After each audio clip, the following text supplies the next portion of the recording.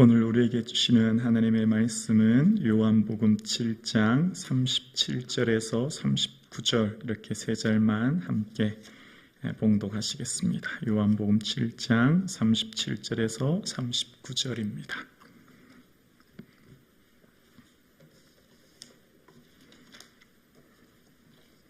다 같이 한 목소리로 함께 고백드리겠습니다.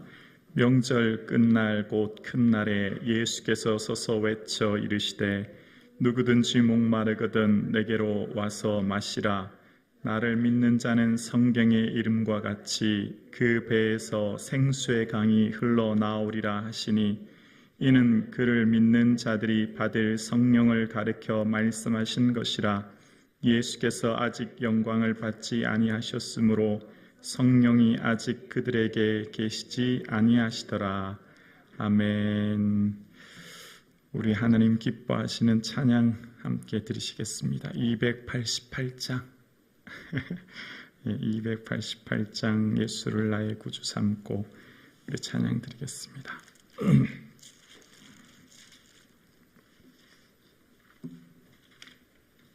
예수를 나의 구주 삼고 성령과 피로서 거듭나니 이 세상에서 내 영혼이 하늘의 영광 누리도다. 찬양 드리겠습니다.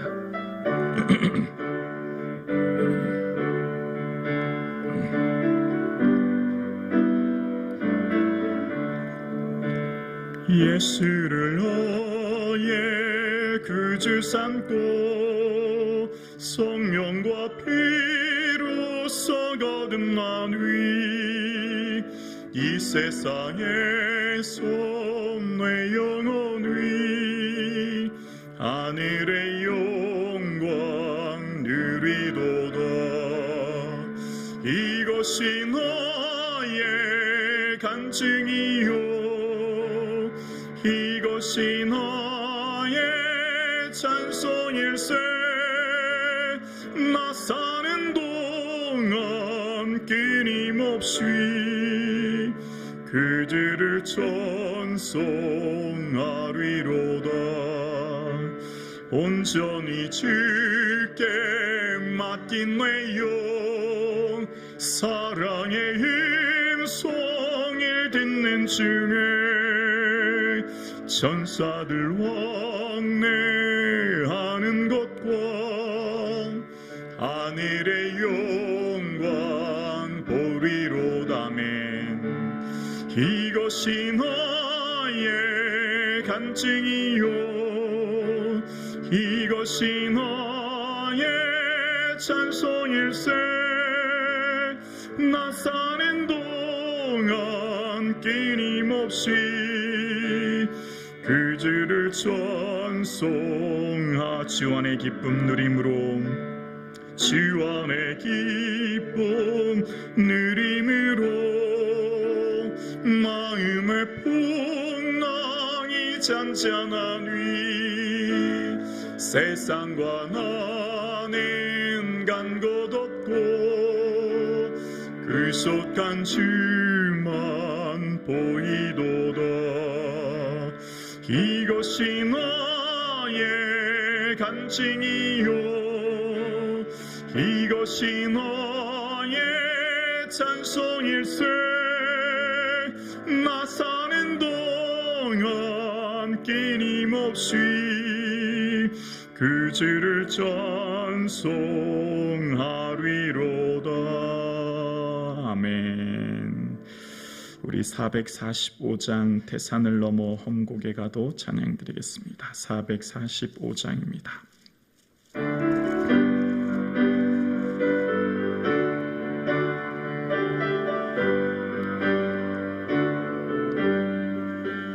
태산을 넘어 험곡에 가도 빛 가운데로 걸어가면 주께서 항상 지키시기로 약속한 말씀 변치 않네.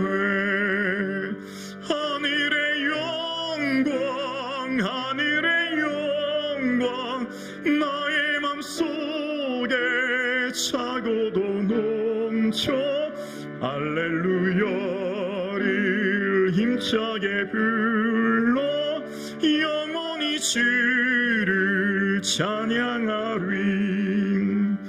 깜깜한 밤에 다닐지라도 주께서 나의 길 되시고 나에게 밝은 빛이 되시니 길 잃어버릴 염려 없네.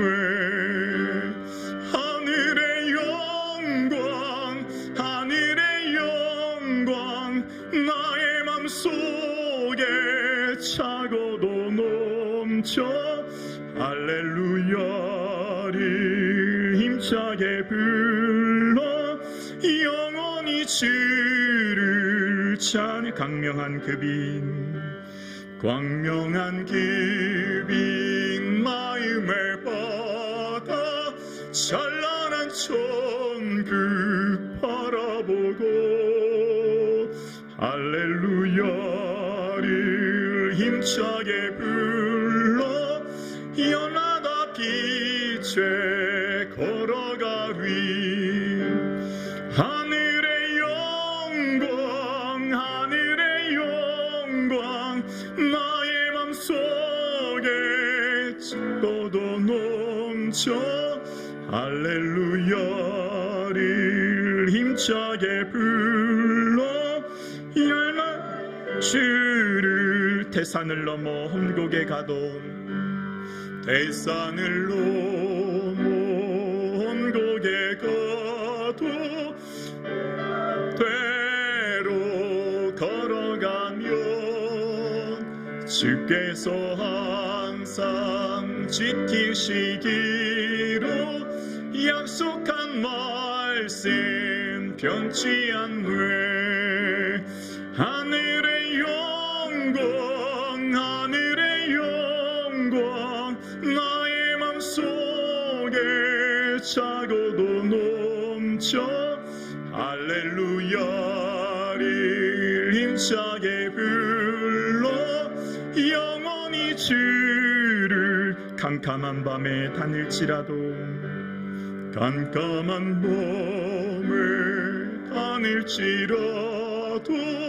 주께서 나의 길 되시고 나에게 밝은 빛이 되시니 길 잃어버릴 염려. 아멘.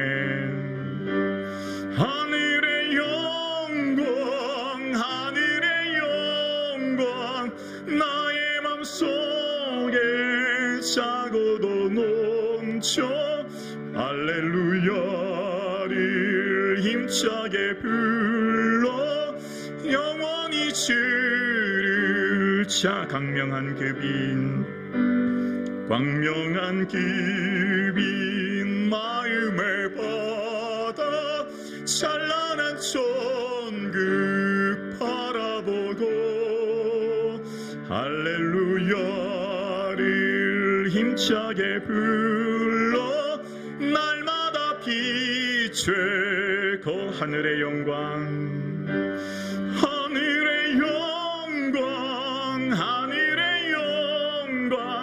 나의 맘속에 차고도 넘쳐 할렐루야를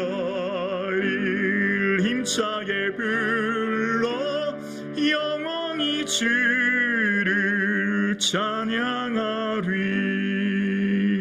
아멘. 390장입니다. 예수가 거느리시네 찬양 드리겠습니다. 390장입니다.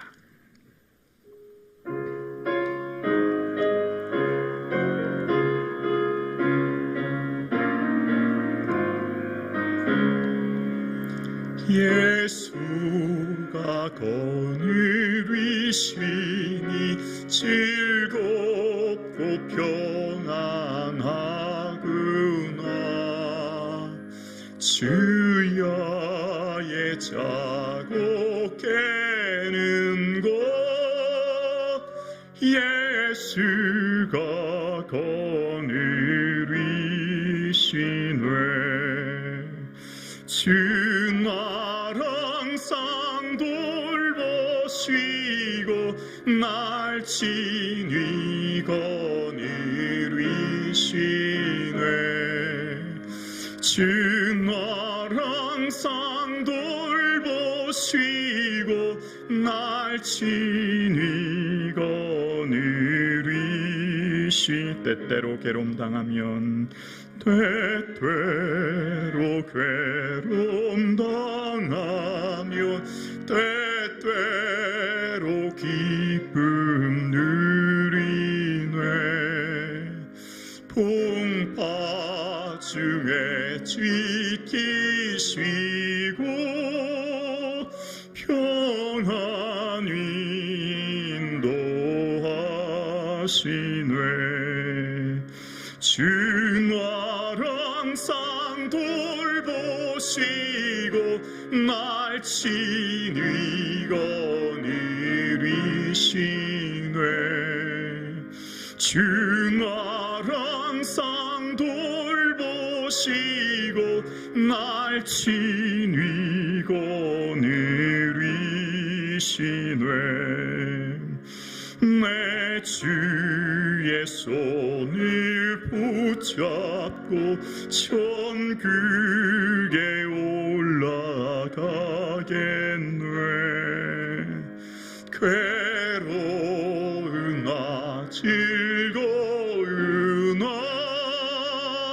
예수가 거느리시네. 주 나를 항상 돌보시고 날 친히 거느리시네. 주 나를 항상 돌보시고 날 친히 거느리. 이 세상 이별할 때에 이 세상 이별할 때에 마귀의 권세 이 천국에 가는 그 길도 천국에 가는 그 길도 예수가 거느리시네. 주 나를 항상 돌보시고 날 친히 거느리시네. 주 나를 항상 돌보시고 날 친히 거느리. 때때로 괴로움 당하면 때때로 괴로움 당하면 때때로 기쁨 누리네. 풍파 중에 지키시고 평안히 인도하시네. 아멘. 주 나를 항상 돌보시고 날 친히 거느리시네. 주 나를 항상 돌보시고 날 친히 거느리. 주 나를 항상 돌보시고 주 나를 항상 돌보시고 날 친히 거느리시네. 주 나를 항상 돌보시고 날 친히 거느리시네.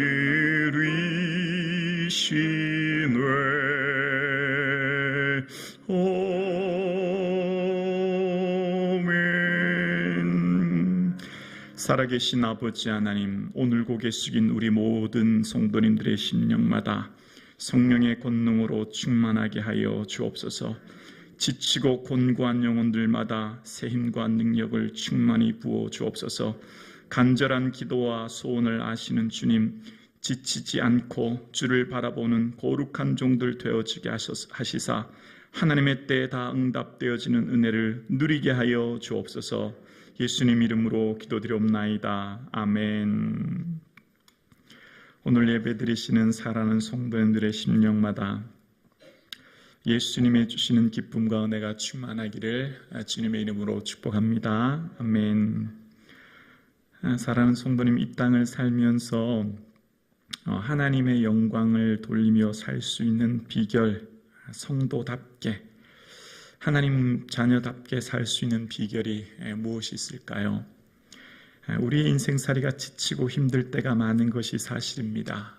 우리의 삶이 신앙생활이 짐이 되고 힘이 될 때가 있는 것이 사실이고, 또 찬양을 해도 기쁘지 않고 예배를 드려도 예배의 말씀의 은혜가 느껴지지 않는 무기력한 신앙생활이 우리 앞에 있을 때가 있는 것이 솔직한 고백입니다.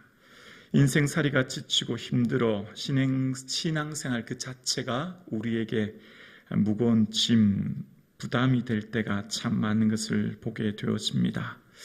이런 삶의 순간순간마다 우리가 어떻게 하면 하나님께 영광 돌리고 주를 바라보며 살 수 있겠습니까? 우리의 삶이 온전히 성령의 충만한 은혜를 사모하며 사는 것, 온전히 주의 은혜를 부어주시는 그 은혜만을 구하는 삶이라 생각합니다. 성령님이 이미 우리와 함께 하시죠. 누구든지 성령으로 아니하고서는 예수를 주라 시인할 수 없기 때문입니다. 누구든지 그리스도의 영이 없으면 그리스도의 사람이 아니라 말씀하셨기에 이미 우리 모두는 성령을 받은 자입니다. 성령님이 이미 우리와 함께 하시죠. 이미 우리와 함께 계신 성령님, 그래서 오늘 본문에 보면 그 배에서 생수의 강이 흘러나리라 예수님 말씀하셨고, 그것은 곧 우리가 믿는 자들의 받을 성령님을 말씀하고 계십니다. 그 성령님은 예수님께서 보혜사 성령님이라고 하셔서 우리 옆에 계셔서 우리를 격려하시는 분이라고 말씀하고 계세요. 성령님은 우리 옆에 계시고 우리와 내주하고 계시고 우리와 함께 하시는데, 문제는 우리가 그 성령님을 잘 인식하지 못하고 깨닫지 못하고 바라보지 못하는데 문제가 있다 생각되어집니다. 구약의 하나님께서는 성령을 부어주실 때 특별한 사람, 특별한 목적이 있는 목적을 가지고 특별한 사람에게 부어주셨던 것을 보게 되어요. 부살렐 같은 경우 하나님의 영이 그에게 충만했다고 했는데, 그는 지혜와 총명이 지식을 부어주신 이유가 성막을 짓기 위한 것으로 부어주셨던 것을 봅니다. 구약에 나타나는 여호수아, 기드온, 삼손, 특별한 사람들은 하나님의 특별한 목적을 가지고 특별한 사람들에게만 부어졌지만, 오늘날 예수 그리스도의 이 땅에 오심으로 인하여 부활하신 주님은 배에서 생수의 강이 흘러넘치리라 말씀하신 그 성령님은 우리 모두에게 주셨고, 그래서 예수님께서는 부활하시면서 숨을 내쉬면서 성령을 받으라 말씀하셔서 우리 모두가 성령의 은혜 안에 머무르시도록 말씀하셨습니다. 성령을 받으라라고 할 때 이 받는다라고 하는 헬라의 의미는, 받아들인다고 하는 이 의미는 인격적으로 영접하다, 그런 의미가 있어요. 인격적으로 영접하다. 그러니까 성령님이 지금 나와 함께 계시고 내주하고 계시고 나와 동행하시는데, 내가 인격적으로 성령님을 모시고 인정하고 받아들일 때 성령님의 은혜를 누릴 수 있고 깨달을 수 있다라고 하는 것이죠. 그 성령님께서 우리와 함께 하시는 그 은혜는 저절로 충만하게 부어주지 않습니다. 인격적으로 모신 사람, 또 사모하는 자에게 성령님은 충만히 임재해 주시고 은혜 주시죠. 오순절날 초대교회에 임했던 성령도 오로지 기도에 힘쓸 때, 오로지 성령님의 은혜를 사모할 때 부어주시는 것이 성령님의 은혜입니다. 성령님의 은혜를 사모하는 저와 여러분 되실 수 있기를 주님의 이름으로 축원합니다. 성령님의 은혜를 사모하고 성령님을 존중하고 성령님을 인격적으로 모실 때 성령님도 우리 안에 내주하고 계시며 은혜를 주시는 분이시지요. 그 성령님의 은혜는 충만히 부어주시는 은혜가 있기를 원합니다. 보통 성경에 등장하는 충만이라고 하는 헬라의 의미는 보통 세 가지로 쓰여지는데요. 첫 번째는 배가, 돛담배가 달리기에 충분한 바람을 말하는 것입니다. 돛담배가 돛을 높게 폈을 때 넓은 바다를 향해 달릴 수 있는 힘은 무엇입니까? 돛이 아무리 크다고 갈 수 있는 게 아닙니다. 돛담배의 힘은 오로지 바람에 있는 것이죠. 돛담배가 힘찬 바다를 항해할 수 있는 힘은 뒤에서 부는 큰 바람이 있을 때 그 배가 움직이는 것이죠. 그러니까 우리의 인생도 마찬가지입니다. 우리의 인생살이를 이끌고 우리의 인생을 살아가는 것은 내가 하는 것이 아니라 알고 보면 내주하시는 성령님께서 나에게 역사해 주시고 은혜 주실 때 우리의 삶 가운데 힘있고 능력있고 기쁜 삶을 살게 되는 것이죠. 우리가 아무리 큰 돛을 가지고 있느냐, 아무리 능력 있느냐, 아무리 힘 있느냐가 중요한 게 아니라 내주하시는 성령님이 바람을 불어 넣어주시고 성령님이 인도해 주시고 이끌어 주시고 함께해 주실 때 우리의 삶을 힘차게 기쁘게 은혜 가운데 살 수 있는 것이죠. 성령님께서 주시는 그 은혜 안에 거할 수 있기를 주의 이름으로 축원합니다. 참새는 자기 힘으로 열심히 날개짓 해봤자 텃새라고 하죠. 그 작은 동네에서 그냥 먹을 것을 주워 먹고 사는 텃새일 뿐입니다. 그런데 독수리는 나르는 상승기류에 날개를 넓게 펴니다. 독수리가 수십 킬로를 항해하면서 먹이를 찾을 수 있는 힘은 무엇입니까? 바로 상승기류에 날개를 폈기 때문이에요. 그 기류에 몸을 맡겼기 때문에 높은 창공을 날 수 있고 수킬로까지 날고 활공할 수 있는 것입니다. 내 힘으로 나는 날갯짓하는 참새가 멀리 가는 게 아니라 그저 상승기류에 몸을 맡기며 날개를 편 독수리가 높게 멀리 날 수 있듯이 우리의 인생이 내 힘으로 노를 젓고 내 힘으로 애를 쓴다고 살아내는 것이 아니라 성령님께 맡길 때, 성령님의 그 상승기류에 내 몸을 맡기고 의지할 때 주님께서 이끄시는 은혜를 우리는 누리게 될 줄로 믿습니다. 그래서 은혜를 구하는 것이지요. 그래서 긍휼을 구해야 되는 것입니다. 그래서 주의 자비를 구하는 인생이야말로 주께서 주시는 참된 평안함과 자유를 누릴 수 있게 되는 것이죠. 성령의 충만함이라고 하는 충만의 두 번째 의미는 스며들다는 의미가 있습니다. 고기나 생선류나 육류 같은 것들은 소금 부패하지 않기 위해 소금을 뿌려서 그 부패를 방지하듯이 성령님의 안에 내 안에 내주하시고 스며들면 우리를 보존해 주시지요. 우리를 지켜주시는 것입니다. 마음을 지키고 생각을 지키고 삶을 지켜주시는 은혜를 느끼게 되는 것이죠. 우리의 삶 가운데 우리를 지킬 수 있는 힘은 오직 성령님의 임재와 보호하심 안에 우리의 마음과 생각을 지킬 수 있는 것이죠. 그래서 주의 성령님의 은혜를 구하는 것입니다. 세 번째 성령의 충만한 의미는 다스림이라는 의미가 있습니다. 다스림, 지배함이죠. 성령님의 은혜가 나를 다스리고 지배할 때 우리의 삶에 온전한 충만한 은혜를 누릴 수 있는 것입니다. 마치 장갑은 스스로 결코 움직일 수 없습니다. 장갑은 어떻게 움직입니까? 손 모양대로 움직이는 것이죠. 장갑은 손 모양대로 움직이고 활동할 수 있듯이 장갑 그 자체로는 아무 능력이 없죠. 성령님이 우리 안에 내주하고 다스려 주실 때 우리가 힘있고 능력 있는 삶을 살 수 있게 되는 것입니다. 우리에게 능력이 없는 것이죠. 배에서 생수의 강이 흘러내리라 라고 하는 이 배는 마음을 의미하는 것인데요. 우리 인생살이 가운데 참으로 중요한 것은 윤리 도덕적 가치 판단의 결정적인 중심축이 마음에 있기 때문이에요. 우리 인생의 지적인 기능과 감정적인 기능, 의지적인 기능의 모든 것이 마음에서 결정되죠. 마음이 무엇을 바라보느냐, 목적을 하느냐에 따라 우리 인생의 길이 걸어가는 것입니다. 마음에는 지적인 기능이 있죠. 내가 마음을 다하여 지혜를 알고자 하며 라고 하는 전도서 8장 16절처럼 마음은 지적인 기능, 암, 깨달음, 배움의 기능이 있습니다. 그래서 우리의 삶의 어떤 지적인 확장과 배움의 크기가 늘어나는 것들이 있고요. 그래서 이 마음에는 또한 감정적인 기능도 있습니다. 희노애락이라고 하는 감정이 우리 마음에 내재되어 있죠. 그래서 잠언 15장 13절에 보면 마음의 즐거움은 얼굴을 빛나게 하여도 마음의 근심은 심령을 상하게 한다고 이야기합니다. 마음의 근심이 뼈를 마르게 한다고 하지 않습니까? 그만큼 마음이 중요한 것입니다. 마음은 또한 세 번째로 의지적인 기능이 있습니다. 도덕적, 윤리적 판단의 기준을 근거가 마음에 있죠. 그래서 어떤 일을 결정하고 선택하는 의지적 기능이 마음에 있기 때문에 우리 인생을 살아가는 데 있어서 지적, 감정적, 의지적 모든 결정의 방향이 마음에서 결정되기 때문에 마음을 지키는 것이야말로 인생을 지키는 것인 것입니다.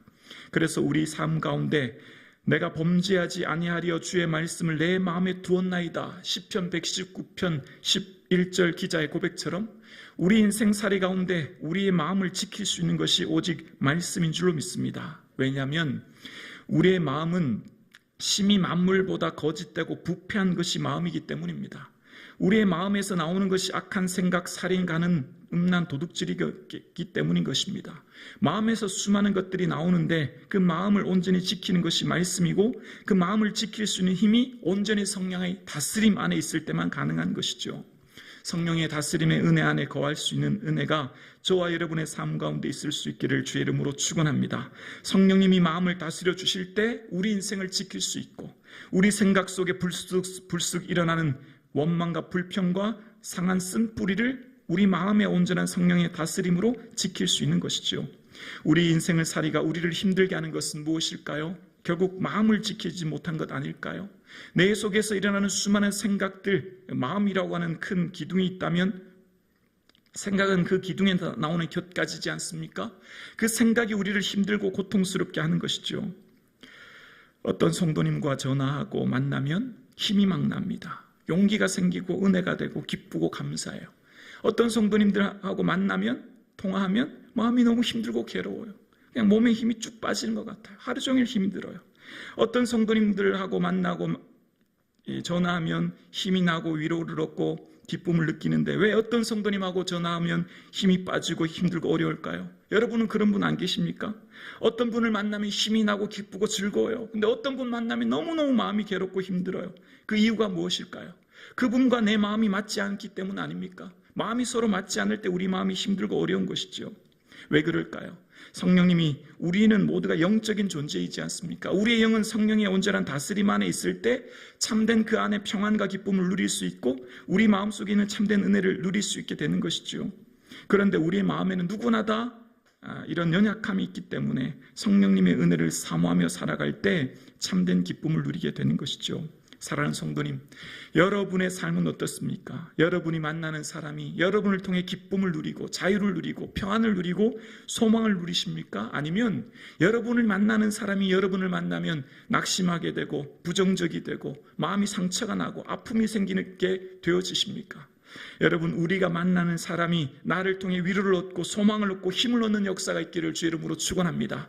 나의 말과 나의 생각과 나의 모든 행동을 통하여 나와 함께 있는 사람이 소망과 능력을 얻는 역사가 있기를 주의 이름으로 축원합니다. 하나님께서 오늘, 예수님께서 오늘 우리에게 말씀하시는 게 뭘까요? 성령님이 임재하시면 배에서 생수의 강이 흘러넘친다는 거예요. 보통 이스라엘에는 강이 두 종류가 있습니다. 와디라는 게 있어요. 와디라는 것은 우기의 땐 강물이 막 흐르다가 건기의 땐 바싹 말라서 물이 전혀 흐르지 않는 상태예요. 그러나 이 강개수로를 만들어서 만든 강은 사시사철 물이 흐르는 것입니다. 언제 어느 때나 물이 흘러넘치는 강이 있는 반면 언제는 말랐다가 언제는 흘렀다가 하는 강이 있다는 거예요.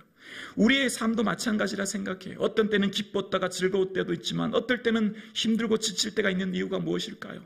늘 성령의 충만한 안에 거하지 못할 때 그렇게 되는 것 아니겠습니까? 오늘 저와 여러분의 삶도 하나님의 성령의 충만한 임재 안에 늘 거할 수 있기를 주의 이름으로 축원합니다. 내 백성이 두 가지 악을 행하였나니 그들이 생수의 근원되는 나를 버린 것과 스스로 웅덩이를 판 것인데 그것은 물을 가두지 못할 터진 웅덩이니라. 예레미야 선지자를 통해서 이스라엘 백성들에게 경고하신 말씀이 이스라엘 백성들이 두 가지 악을 행하였는데 그것은 생수의 근원 되신 하나님을 버리고 스스로가 웅덩이를 파서 더 큰 물을 가두려고 했다는 것입니다. 생수의 근원 되신 하나님 버리고 생수의 근원 되신 주를 외면하고 그들의 힘, 그들의 능력으로 웅덩이를 파려고 하니 어디 그곳에 물을 가둘 수 있게 된단 말입니까? 우리 인생의 참된 생수의 근원은 오직 예수 그리스도인 줄로 믿습니다. 그 예수 그리스도로부터 참된 평안, 참된 기쁨, 참된 은혜를 누리는 것이죠. 그래서 에스겔 선지자를 통하여서 하나님께서는 예언하십니다. 성전에서 흘러나오는 물, 성전의 문지방에서 흘러나오는 물이 처음에는 발목을 차고 이후에는 무릎을 차오르다가 이후에는 허리를 차오르고 이후에는 건너지 못할 큰 강이 되는데 그 강물이 흘러가는 곳마다 광좌우에 각종 먹을 과실이 자라나게 되고 열매가 끊이지 않으며 달마다 새 열매가 맺고 성소에서 흘러나오는 물로 그 열매가 먹을 만하고 잎사귀는 약재료가 된다는 것입니다. 성전에서 흘러나오는 그 물이 헤엄치지 못할 강물이 되어 그 강물이 흘러가는 곳마다 바닷물이 되살아나고 각종 생물들마다 과일, 과목들마다 열매가 끊이지 않은 역사가 있게 된다는 겁니다. 에스겔 선지자를 통해서 보여주신 이 예언의 말씀은 무엇입니까? 성령님이 임재하시면 그 성령님이 임재한 사람으로 통하여서 예루살렘과 유대와 사마리아 땅끝까지 하나님의 복음의 역사가 흘러간다는 것입니다. 성령님이 임재한 그 한 사람을 통하여 그만 살리는 것이 아니라 그가 속한 공동체, 그가 속한 가정, 그가 속한 국가가 살아나게 될 줄로 믿습니다. 오늘 저와 여러분의 삶이 성령의 충만한 임재로 내가 속한 공동체, 내 그룹, 내 교회, 내 가정이 살아나는 역사가 있기를 주님의 이름으로 축원합니다. 여러분, 나의 삶이 주의 주시는 성령의 충만한 안에 거할 수 있기를 주의 이름으로 축원합니다. 성령의 충만함이라고 할 때 태백에 있는 예수원을 만드신 대처독 신부님은 성령의 충분과 성령의 충만 이렇게 나눠서 설명하셨던 책을 보게 되었습니다. 성령의 충분이라고 하는 것은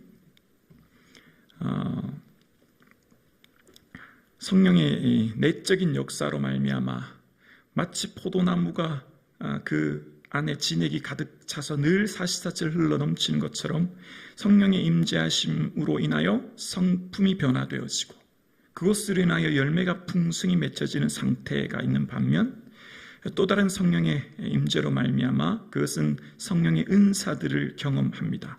외적인 성령의 은사와 능력이 나타나지만 이것은 마치 배터리와 같아서 끊임없이 재충전해야 되는 그런 상태를 설명하는 것을 보게 되었습니다.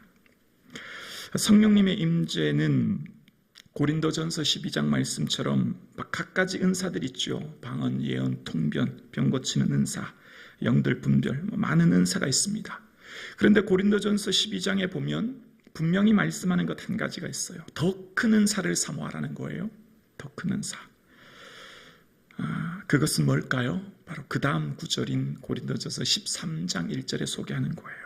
내가 사람의 방언과 천사의 말을 할지라도 사랑이 없으면 소리나는 구리와 울리는 꽹과리가 되고 내가 예언하는 능이 있어 모든 비밀과 모든 지식을 알고 또 산을 옮길 만한 모든 믿음이 있을지라도 사랑이 없으면 내게 아무것도 아니요. 사랑이 제일 큰 은사라는 것입니다.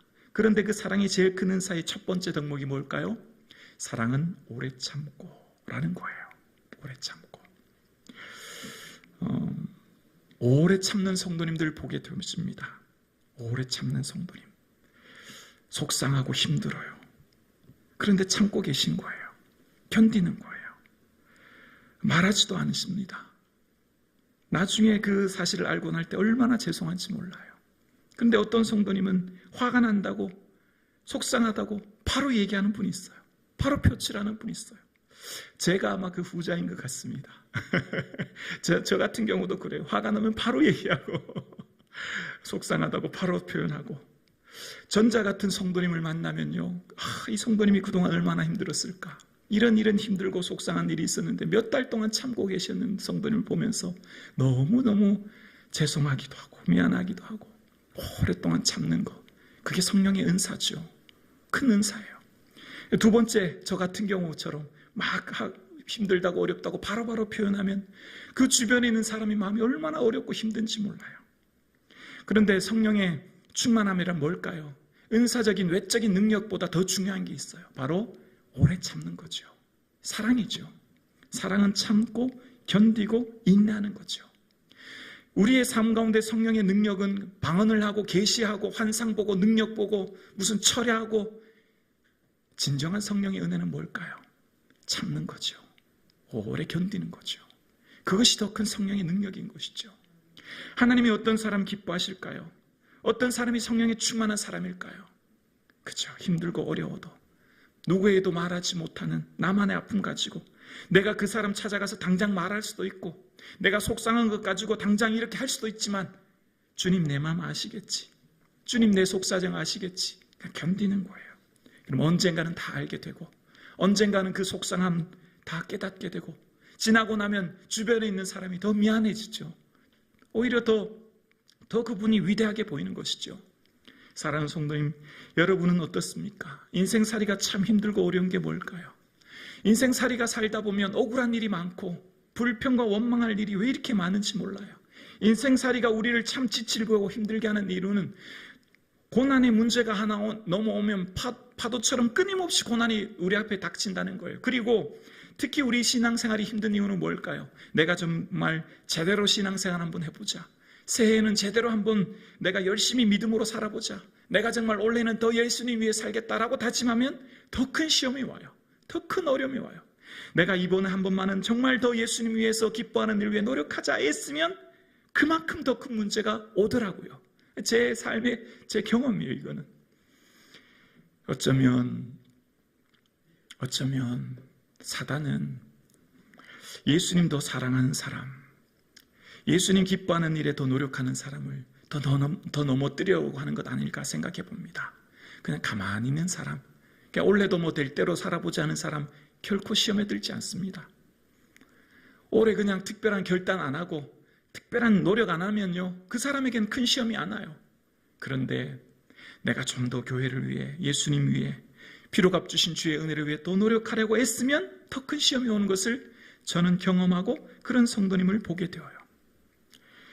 그렇기에 우리 인생의 삶에, 이 땅에서의 삶이 늘 성령의 충만함을 구하는 은혜가 저와 여러분의 삶 가운데 있을 수 있기를 주의 이름으로 축원합니다. 진리의 영은, 그는 진리의 영이라 세상은 능히 그를 받지 못하나니 이는 그를 보지 못하고 알지도 못함이라고 말합니다. 세상은 성령님을 알지도 보지도 깨닫지도 못해요. 성령님을 볼 수 있는 분은 오직 믿는 우리에게 주신 특별한 은혜인 것입니다. 사랑하는 성도님, 인생살이가 많이 지치고 힘듭니다. 얼마나 힘들고 지치고 어려운지 몰라요. 내 힘으로 할 수 있는 것이 아무것도 없다는 것을 인생을 살면 살수록 더 절실하게 느낍니다. 세월이 흐르면 흐를수록 더 처절하게 깨닫는 것은 내가 할 수 있는 것이 아무것도 없구나라는 것을 느끼게 되어집니다. 그래서 주의 은혜밖에 없음을, 주님 도와주시지 않으면 결코 살아갈 수 없음을 우리는 경험하게 되어집니다. 여러분 힘드시죠? 억울하고 힘든 일이 많고 불평하고 원망할 일이 많지요. 그럼에도 묵묵히 인내하고 오래 참는 여러분의 삶이 진정한 하나님의 사람이요, 하나님이 붙드시는 믿음의 사람인 줄로 믿습니다. 그 오래 참음이 결국 하나님께서 기억하시고 위로해 주시고 은혜 주실 줄로 믿습니다. 결코 지치지 마시고 낙심하지 마시고 그 힘들고 지친 마음 예수님께 아뢰셔서 예수님이 주시는 위로, 예수님이 주시는 소망, 예수님이 주시는 새 힘 얻을 수 있기를 주의 이름으로 축원합니다.